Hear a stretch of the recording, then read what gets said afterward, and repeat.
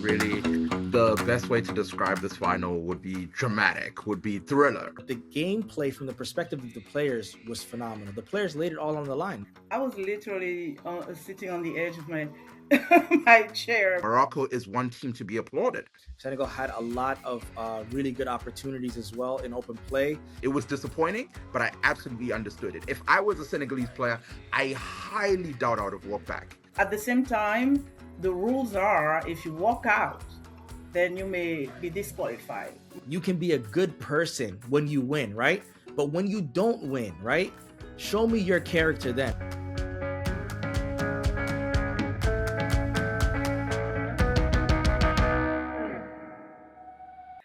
Good evening and welcome to VIP Bylines AFCON Debrief. And this is the second debrief we're having for AFCON. The 2025 Africa Cup of Nations was one for the books, I can say. Senegal lifted the trophy. Morocco fell heartbreakingly short. Now, what were the hits, misses, and what did the games tell us about this edition of AFCON and the future of African football? Let's dive in with our two analysts, returning journalist Mike Hove. Hello, Mike. Hi, Lenore. Thank you for having me again. And I'm delighted to welcome for the first time analyst Muqbil Yabarrow. Muqbil, thank you for joining us. Thank you for having me, Lenore. Let's start from a football perspective first. How would you describe this final? Yeah, I think the game was very well matched. These are two of Africa's powerhouses. If you look at just off the top of my head, I can't recall exactly the numbers, but I believe that Senegal was in control of ball possession a little bit more. But it wasn't a blowout, maybe something along the lines of 52 to 48%, meaning that, just a couple of more correct passes, a couple more possessions were held by Senegal. Senegal had a lot of really good opportunities as well in open play. Morocco had a few, but I think the Moroccan goalkeeper, Yassine Bounou, was huge for them early on. He made a lot of critical saves. Had he not, this game really could have it could have been done really, really early on. But he really showcased his class. On the other side as well, Mendy, Senegal's goalkeeper, showing his class at the very end as well. Stopping that PK that could have potentially, won the AFCON for Morocco. So all in all, I think it was relatively evenly matched. With Senegal, I'll give Senegal the edge of them pressing it a little bit more. But both teams are really good technically. I think Senegal's physicality may have been a little bit of a challenge for Morocco. And yeah, quality on both teams is phenomenal. The best way to describe this final would be dramatic, would be thriller, right? This was a case of you could not have written a better script to this AFCON ending, with the walkout, with the penalty, with the saving. And even after Senegal scored that goal, you could still see that they were on the edge, Morocco pulling back by all means necessary, trying to take it to the penalty shootout. Honestly speaking, this was the perfect ending to AFCON. Of course, now there's a whole lot of drama that came out of the result itself. But in terms of the storyline and in terms of the final itself, this really was the epitome of African football.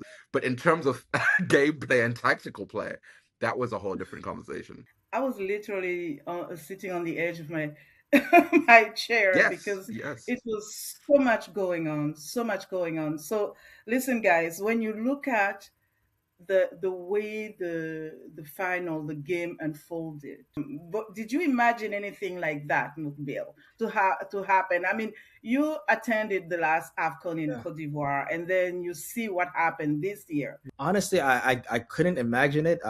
Having mentioned, me being in Cote d'Ivoire for the last AFCON, I think the biggest difference for me also was when I was looking at some of the games, at least earlier on.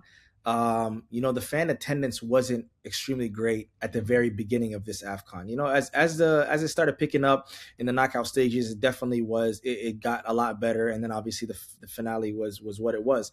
But throughout when we were in Ivory Coast, it was packed. It was packed regardless. Like from the very beginning to the games where people were thinking that nobody was going to be there, they were there. So from that perspective, I think it could have been better. Another thing for me was the officiating in this AFCON was not great at all, right? The controversy that we were talking about, can be started off by mentioning that 2 minutes prior to the penalty kick that was awarded to Morocco, there was a slight push on Hakimi, and he looked like he slipped more than anything else, and that led to a goal that Senegal got, and the ref calls it off without even going to the VAR. My whole thing is, it's not about making the decision. It's about not even giving it the second thought of potentially going to look it over, right?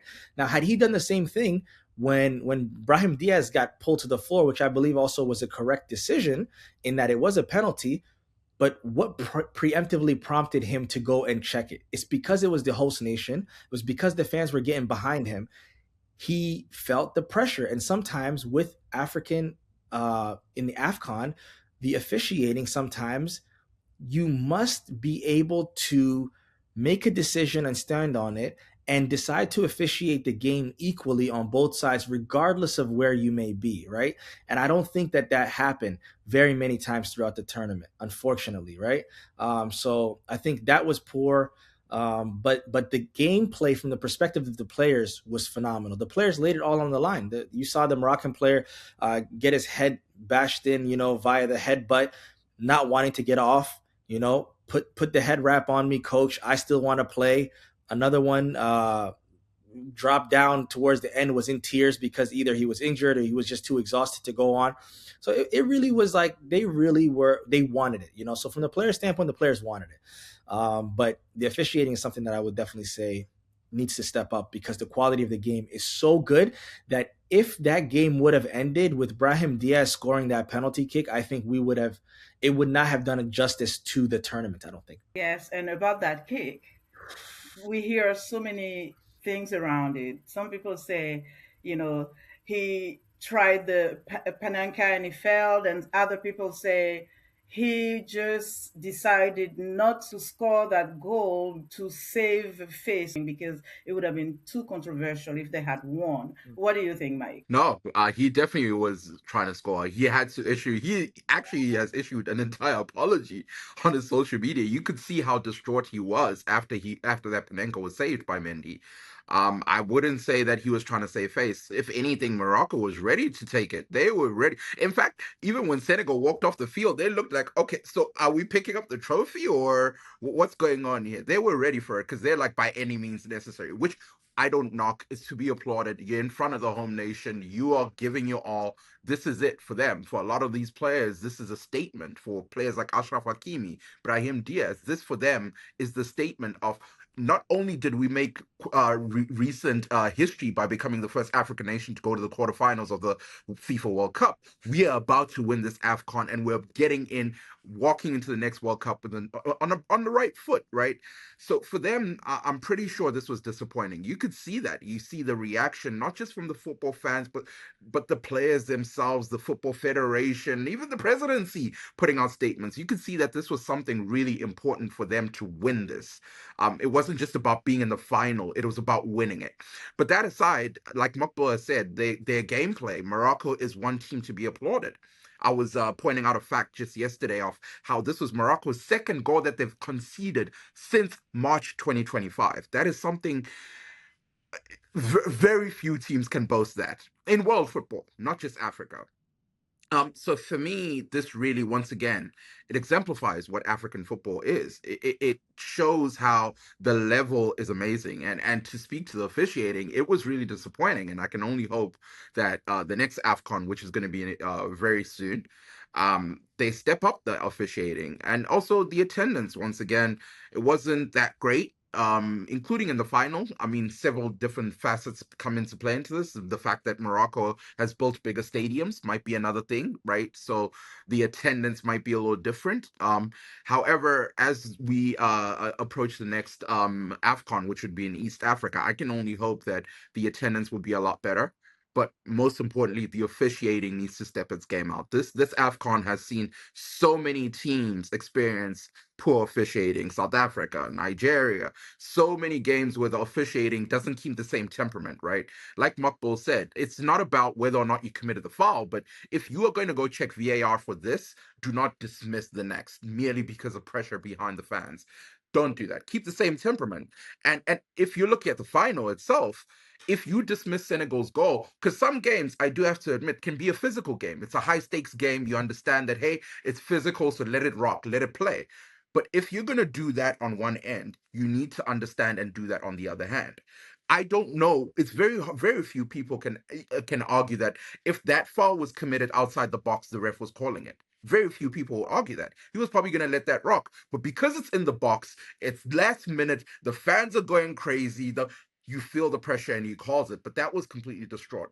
When I saw Mhm. the Senegalese players walking off the pitch, I understood it. It was disappointing, but I absolutely understood it. If I was a Senegalese player, I highly doubt I would have walked back. because they felt like they were not being treated fairly. At the same time, the rules are if you walk out, then you may be disqualified. Muqbil, could you enlighten me? Because it's so controversial. It was applauded by some and then criticized by others. Yeah, I mean, I'm not too familiar with what AFCON's legitimate ruling is on the entire team or players stepping off the field during the game. But I think the reason why it was in a questionable moment is because the game wasn't on, right? So when the VAR check is happening, you tend to see players always go to the sideline and talk to the managers and the coaches and stuff. So from a technical standpoint, if a player steps out of the lines of the pitch, they're out of bounds, right? And they do that a lot when they're talking to the managers and the coaches when anything is happening with some kind of officiating or a decision being made by the refs, for instance, right? So I think that's where there's that questionable mark where they can go as far as they like. There's no ruling that I'm aware of that says you can't get off the pitch during a VAR decision. Now, if they said something like you're not allowed to get to the locker room or X, Y, and Z, that may be different. But I'm not too sure about those specifics as it pertains to the AFCON rules. Mike, I'm not sure if you do, but I just know from a standpoint of like regular, football that I normally see in these top European leagues and internationally, regularly when there's a VAR check or a check of any sort happening, they usually run off, grab some water sometimes from the bench, so they move all around until the referee calls the game back on. FIFA put out a statement. Yeah. We don't know what next. Mike, Yeah. do you have any more information? Yeah, like you said, FIFA President Gianni Infantino, he pretty much condemned Senegal, for walking off the field, and of course the brief, if you want to call it violence or brawling or confrontation that happened there, it was something that they condemned, saying, there's no space for this in world football. CAF has done the same, where they're actually moving to suspend Senegal's head coach indefinitely and finding over $300,000. That's reportedly. But like I said, this is, you know, as a critic, as a someone who watched the game, it's really hard to look at it in that perspective. Now, once again, which is why I do applaud a player like Sadio Mane, because he saw it upon himself to represent the game for what it's supposed to be, right? Calling the players back, saying, guys, this cannot be how AFCON ends. This cannot be how African football is represented on the world stage, which is something to be applauded. However, a lot of these players, this is make or break for them. Some of these players, winning AFCON means the world to people back home for them. And so when you're in a situation where you feel cheated day and robbed in broad daylight, and there's nothing that you can do about it outside of just complain to the ref, who is unequally making calls, it's not to condemning the players for doing something that is humane is, for me, is a harsh reaction. Really, it should be understood that, hey, these players did that to make a statement. Very few players would just choose to walk away from the final of the AFCON. That means the players were up to here. They had enough and said, if it means losing and getting it pulled away, so be it, but we're walking away with our pride. That for me is a statement to be applauded. It's very hard and easy to look at the players and say, oh, you just walked off. That's very unsportsmanlike. That's all. These players live, eat, and dream for that moment. For it to be taken away from you beyond your talent, beyond your ability, beyond your gameplay. That is very unfair. And so for What me, about I look at it through that perspective of people need to understand that finding a head coach because he told his players, guys, if so be it, let's walk away. That for me is ridiculous. You cannot do that. You're capping a team for doing, once again, the humane approach to something like that. That for me is, it's completely misunderstood. just to follow up, Mike? Like my thing is like if you're gonna complain or issue statements pertaining to a specific team, right? Then the conversation needs to be had of the larger thing because Morocco has been partaking in grabbing towels and ball boys and doing all sorts of like weird things right throughout like we don't even know what the concept is like if a player or the goalkeeper wants to like wipe his face so his sweat doesn't get in his eyes and keep his gloves dry, but you're grabbing every single gloves. And it's not only happened to Senegal, it happened to Nigeria, and those might have been the only teams that they were recording. It might have been happening early on in the tournament as well. Why are we not talking about that? And it wasn't only the ball boys. We're seeing some of the players were standing there. Literally, the goalkeeper, the second string goalkeeper from Senegal, where they're literally calling him the MVP because he was being man marked by Moroccan players on the sideline to try to give the towel over to Mendy. It's ridiculous. But nobody's having that conversation, right? So my thing is like, if we're gonna keep it a stack, let's have the full conversation about the full scope of everything. If we want to talk about so many different things that both teams could have done better, cool, we can talk about it.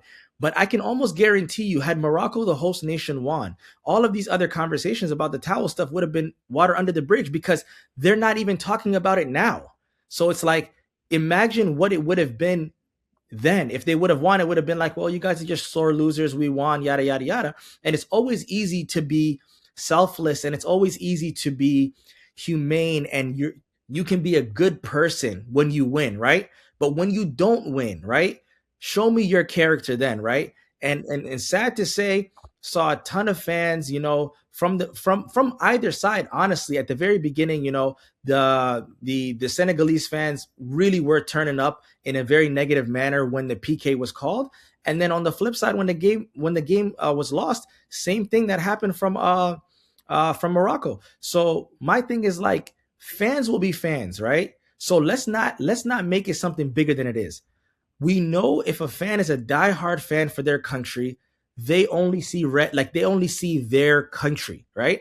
So we can't take that for what it is. Like they will never be able to see the other side. So the only thing that the Moroccans on this side are saying is that they should have been disqualified. We should have won because they stepped off, right? And the Senegalese side will say that we won the game fair and square because they missed the PK and we won at the end of the day with a goal in extra time. So right, that was a heck of a goal, man. From Papa Gay. But my thing is like at the end of the day, it was a phenomenal game. It had all these extra layers on top of it, but the game was the game. Once the game is done, leave it at that. Talking about wanting to potentially fine or sue the team so they can lose their thing, it's not even going to make you feel better because you, as the Moroccan national team who made history for Africa just last World Cup, winning an AFCON via complaint when you couldn't get the job done on the field says more about you than it does about Senegal. So get the job done on the field. And if it didn't happen, it's okay. You guys played a marvelous tournament. Back at it again. Next tournament. Keep it moving. Because the longer this lingers on, the worse off it's going to be for Morocco. That's what I feel. To piggyback on what you said about the towels and the goalkeeper from Senegal, I mean, it looked to me that it was assaulted. It was that bad. It was dragged on the floor and everything. And again, there's no conversation around it from the organizers, from the federation. It's very strange what is happening. I don't understand. Yeah, but it speaks to Uh, that doubles down to what I'm saying is that if FIFA and CAF are going to condemn Senegal for that, they should do the exact same thing to Morocco, right? If you're going to talk about sportsmanlike, everybody knows that a goalkeeper's gloves get slippery. It's not shocking.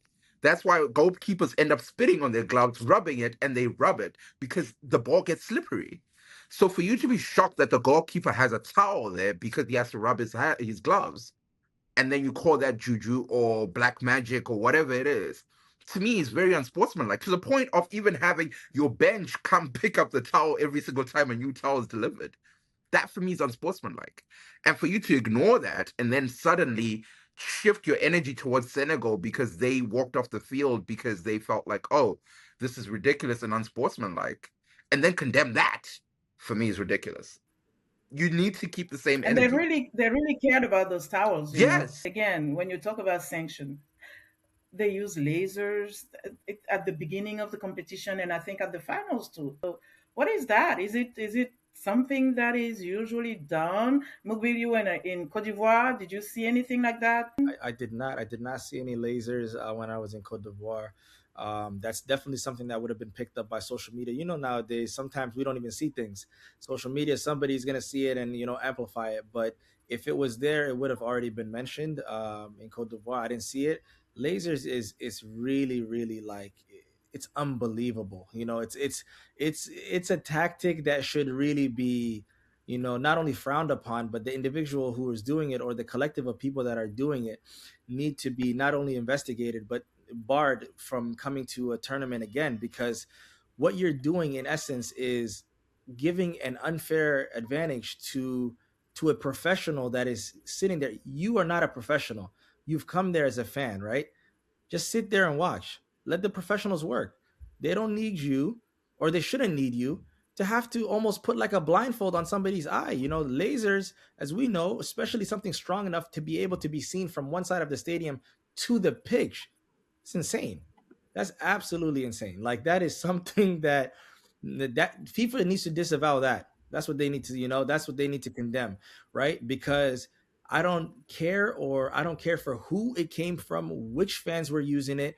It's unacceptable. The only things that really are allowed or should be celebrated is, dancing, jumping up, drums, making sounds. If you can get a collective group of people in your stadium that can scream and stand for the entirety of the tournament using their own voices, that's fair game. That is absolutely fair. But the second that you involve, different things in something as peculiar as a laser, you know, Mike, starting with you, what do you think was a hit that CAF got right during this tournament and it was a miss? Oh, this is very hard because the things that I can think of that were a hit really, I don't want to say that they were directly about CAF, right? For me, when I think of this AFCON, it was historic in terms of gameplay. It truly was one tournament where you could tell that a lot of teams truly invested time and energy into not into just qualifying for it, but also the implementation. A lot of teams were hungry to win this. And same applies to Morocco, right? You could tell the reason why there's all this kerfuffle is because of the pressure and the time and energy that was invested into making sure that they win that trophy. We saw a lot of beautiful football throughout this tournament. I'll tell you that. It's a shame that the attendance was low, but for me as a spectator, as someone who was watching it from home, I had several games where I was like, man, I wish I was in that stadium. This was really, really, really amazing football down from the opening game down to the final. We had so many teams winning their first game, their first AFCON game. We had so many teams making statement victories. We had so many teams just really placing their presence in African football at this AFCON. It's something to be applauded. You could tell it was a step up, and once again, in terms of tactical management and gameplay and player presence from Ivory Coast. You could tell that this was an improvement. Now, everything else, like I said, the officiating, they definitely need to work on that. Morocco is going to be hosting a World Cup soon. They need to make sure that this is definitely not a repetition of whatever this was. In terms of attendance, they need to figure out how to get more people in those seats. Other than that, like I said, really, it was really amazing. The storylines were great, were exceptional down to the finals. Like I mentioned, for me, standout players, Sadio Mane being among them. Even Brahim Diaz himself, as much as he missed that penalty and was phenomenal, all up in tears, phenomenal he player. was exceptional throughout the whole tournament. There's so many players that I could tell. I was like, yeah, I can see why you play for the team that you play for. I can see why you are hailed and commemorated internationally. I can see why your international club is struggling without you. Amad Diallo, Brian Boom. I could name so many players that were at this AFCON. And Muqbil, your hit and miss?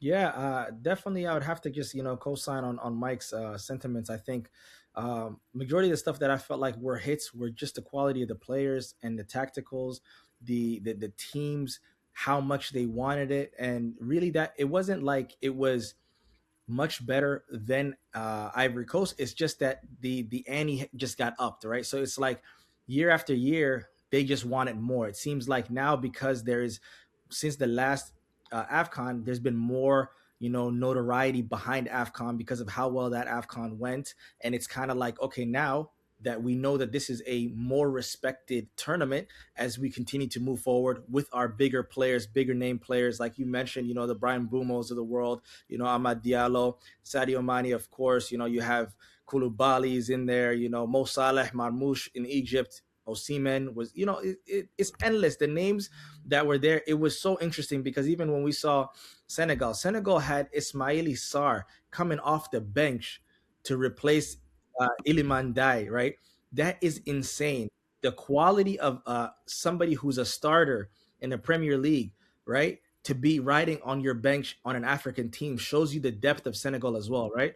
So for me, this it just showed like the play of the games start to finish, every game that you may not even have thought was going to be a banger of a game was amazing. I don't think I watched any game that really didn't give me like everybody wanted it, right? So, and that's really what we want from African football, right? Because we know the African player, as we've heard time and time again, really gives you everything. So, for the entire of the tournament to really have given us that, we're more than blessed to have watched it. Now, as for the misses, obviously the controversy and all these little things that we spoke about, as well as officiating. And to be fair, officiating, there were some controversial issues with officiating in Ivory Coast as well. And I don't think it necessarily has to do with the referee of the federations and stuff, but I think just the pool by which we are pulling these referees needs to be questioned, right? The interestingly enough, we had the best referee who won the award actually is a Somali referee, but he wasn't invited to AFCON because he was wearing a non-sponsored shoe, right? Stuff like this is stuff that we have to we have to this is ridiculous.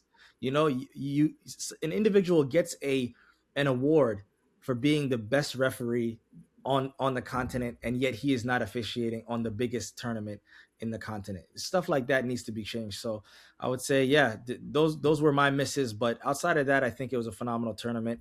Can't wait for the next one. It seems like everybody is on board. The world is watching now. Was Morocco and Senegal at the final your predictions, or did you have other teams you were eyeing? If I recall correctly, I did say Senegal would be in the final.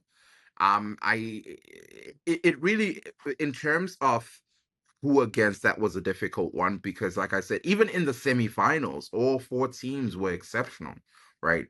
You had the Super Eagles looked like they decided today we're going to play football. And all of a sudden, entering into the competition, a lot of people disrespected the Super Eagles because of their pre games up leading to AFCON. They didn't even qualify for the World Cup. Everybody thought the Super Eagles would be a walkover. Everybody expected that they'd do way less better than they actually did. But suddenly it's like Osimhen and the rest of the guys decided to galvanize, and you could tell that the energy, they were hungry to make a statement. They were this close. You could tell it was a couple of bad calls that worked against them that knocked their confidence, and suddenly Egypt went through. Same thing. Senegal, Morocco, the final. There was so many standout teams that I don't think at one point you could predict who the final would be. I just think at some point, in fact, even Sadio Mane himself, when they beat Egypt, you could tell he was telling the guys, calm down, because hey, we don't know what's pumping, what's in front, because that game might be tough. And boy, was it tough. So yeah, once again, goes back to like I've been saying throughout the whole episode. I think this AFCON was exceptional. The only one good, if you want to call it good thing, is that there were no dark horses. So there was no Cape Verde that was knocking everybody left, right, and center, and people didn't expect it. All the giants stood tall. All the giants made it as far as possible. all the way from the quarterfinals, semifinals, from the knockouts. You could see that the Giants are here to make a statement. Now, I think it also adds to the fact that because it's a World Cup year, everybody's trying to make sure that they step into that World Cup on the right foot. So it was really impressive. It was an impressive AFCON campaign. I'm excited to see what all of them, all these teams, especially those that qualified to the World Cup, are going to do in the World Cup, because you could tell with the confidence of every player. Every player was ready. And you, Muqbil, last time when Cote d'Ivoire was being humiliated by Equatorial Guinea, you said you predicted that Cote d'Ivoire will win. I don't know how, if you have a crystal ball, but tell me about this year. Man, I'm telling you, Lenord, that time, I don't know, it must have been Maybe. the poulet à loco. Had to be. But for this one, to be honest, I definitely thought coming into the tournament that Senegal and Morocco were the two strongest teams in Africa. Now, whether or not they would be able to make it, I didn't really have a prediction. I just know that both teams were gonna really give it all. But that's the beauty about football, right? You don't really know whether or not the best teams are gonna end up clashing, and I think they are the two strongest teams on the continent. And for them to have duked it out in that manner on the finals really just was a testament to how good the gameplay was, and for both these teams to have been so serious throughout the entirety of the tournament, because all it takes is for you to have a lapse of judgment one game, for you to underestimate one of your opponents one game, and now you can't make it out of a group, or you can't win the game because you had one bad half, or something could happen. So I think I definitely expected both these teams to do well, and I think they're the two strongest teams on the continent. But I didn't know that they were both going to make it to the finals, nor did I know the finals was going to look like that. So at one point, Mike, I don't think I could breathe.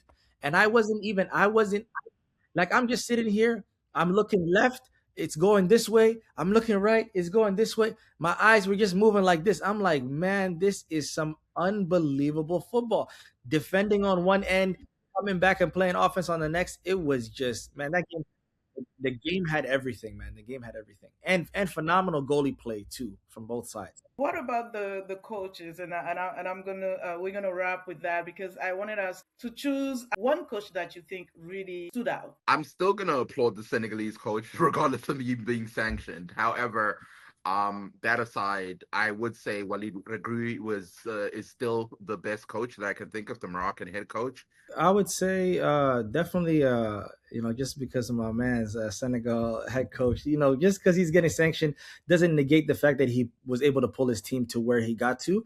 And as Mike mentioned, Coach Walid as well. Those are two phenomenal coaches. But the coach that I would say would be Eric Shelley of Nigeria for me, because like Mike mentioned earlier, coming from a team that did not qualify for the World Cup, having a lot of big name players, but them not knowing necessarily how to play together, finding them to get on one accord and play for the nation and really, end up getting bronze, I think it's a huge feat for them. So I think if they are smart, Nigerian Federation needs to stick with this coach. I think he'll do numbers for them in the years coming.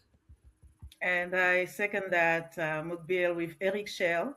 I think he's my pick as well because I think he's the big comeback.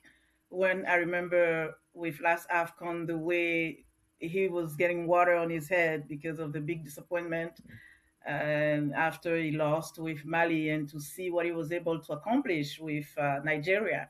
It's amazing. Yes, Nigeria is a great team. They are strong, strong players. But for the coach, because that's what it's about, I think Eric Shell is the big comeback, and he gets my kudos. Of course, Senegal, the Senegalese coach, of course, he is also up there. But listen, Mukpil and Mike, thank you so much. It was great to go back and revisit the final AFCON 2025. I appreciate your insights. And let's see what the future holds for African football with all those decisions that were made about every 4 years. That's another story. We're going to come back to that. Absolutely. Guys, thank you so much. Thank you for having us. And thank you all for watching. Good night.